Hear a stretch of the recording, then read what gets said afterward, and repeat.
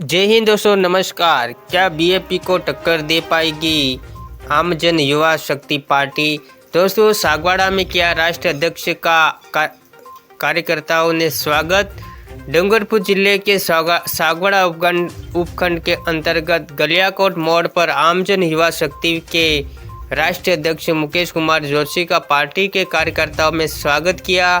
वहां से रैली के रूप में कार्यकर्ता गोल चौराहे पर पहुंचे, जहां कार्यकर्ताओं को राष्ट्रीय अध्यक्ष मुकेश जोशी ने संबोधित करते हुए कहा, हमारी पार्टी का मुख्य उद्देश्य सर्व समाज को साथ में लेकर महिलाओं और बेटियों को न्याय दिलाना, रोजगार दिलाना, आदिवासियों के हक अधिकार के लिए संवैधानिक तौर पर उनकी आवाज़ को बुलंद करना, जल जंगल जमीन के लिए सदैव सरकार तक अपनी मांगों को मनाने के लिए कार्य करना सहित सड़क, बिजली, चिकित्सा और शिक्षा पर जोर देने की बात कही।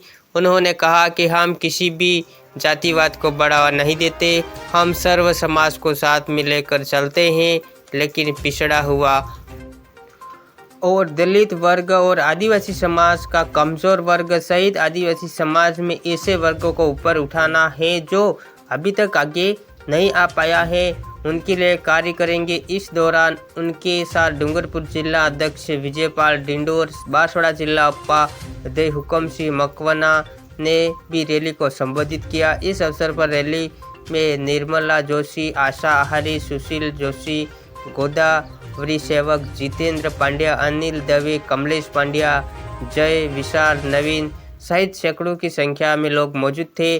पार्टी के राष्ट्रीय अध्यक्ष मुकेश जोशी ने कहा कि बरसात होने के बावजूद कार्यकर्ता में जो उत्साह है वो आने वाले समय में पार्टी को बहुत मजबूती प्रदान करेगा।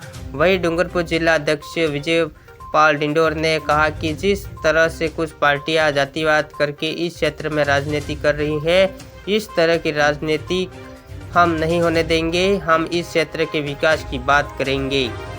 हमें आशा है कि इनमें सर्व समाज हमारा साथ देगा। आने वाले समय में उपचुनाव में भी पार्टी अपने उम्मीदवार को वहां पर उतारेगी। और दोस्तों, आपको बता दें कि इससे पहले इस क्षेत्र में बीजेपी और कांग्रेस एक दूसरे की टक्कर वाली पार्टियां थी, लेकिन जब बाप पार्टी आने के बाद भाजपा और कांग्रेस दोनों बैकफुट पर आ गई। अब ऐसे में एक नई और पार्टी का उदय हुआ है।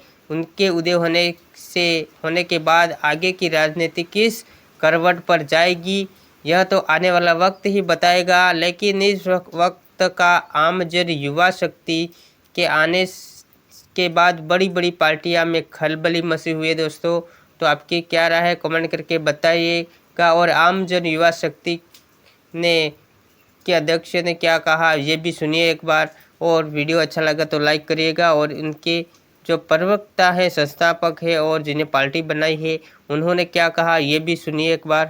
युवा शक्ति पार्टी जिंदाबाद जिंदाबाद। आज सागर की इस पावन धरा पर आमजन युवा शक्ति पार्टी का उदय हुआ है।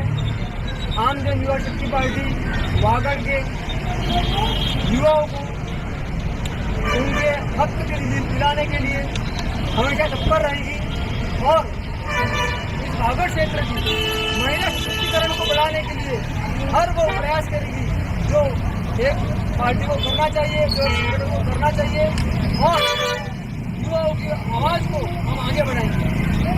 और जल जंगल जमीन की रक्षा करने वाले आदिवासी परिवार को उनके हक के लिए हम हमेशा तत्पर रहेंगे।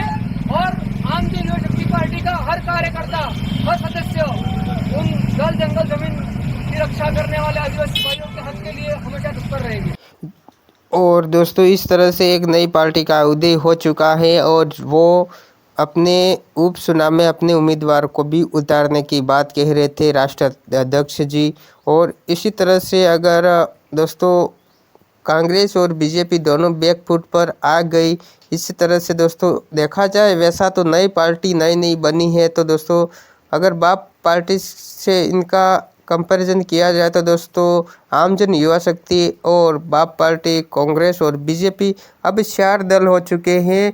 उन चारों दल में दोस्तों कड़ी टक्कर होगी। अब दोस्तों पंचायत राज चुनाव है, अभी प्रधान और कई तरह के चुनाव है, तो इसमें टक्कर देगी। आम जन युवा शक्ति अपने उम्मीदवारों को भी उतारेगी और क्या होता है आने वाला वक्त ही बताएगा। लेकिन दोस्तों, भारतीय आदिवासी पार्टी काफ़ी मजबूत नज़र आ रही है।